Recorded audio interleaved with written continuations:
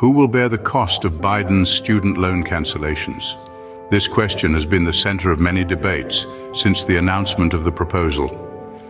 In the United States, student loan debt is a pressing problem, with millions of Americans burdened with paying back these loans. President Joe Biden proposed a plan to cancel student debt, sparking a wave of controversy. Some argue that it's a necessary step to unburden millions, while others question the financial feasibility and fairness of this proposal.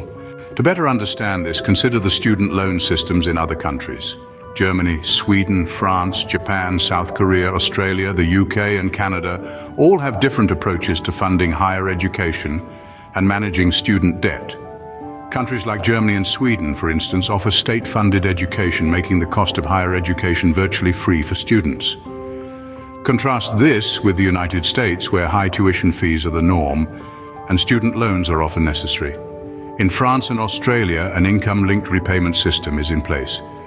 This means that the amount students pay back is linked to their income, making repayments more manageable. Again, this differs from the United States, where loan repayments are fixed and can be burdensome if the graduate's income is low. In the UK, student loans are written off after a certain period, typically around 30 years.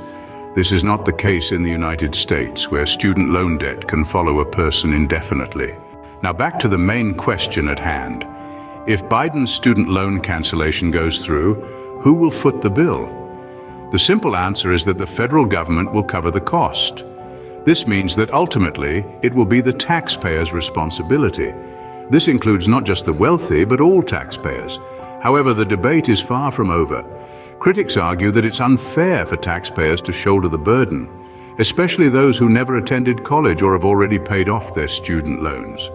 Supporters counter that the cancellation could stimulate economic growth, as millions of Americans would have more disposable income to spend in other sectors of the economy. In conclusion, the student loan crisis is a complex issue with no easy solutions. Comparing the United States system with those of other countries highlights the need for potential reform. Whether that reform comes in the form of Biden's proposed student debt cancellation or another method remains to be seen. Today, we've explored the student loan systems in different countries, how they compare and contrast with the system in the United States, and who might bear the cost of Biden's proposed student loan cancellations. The future of student loans in the United States is uncertain, but the need for change is clear.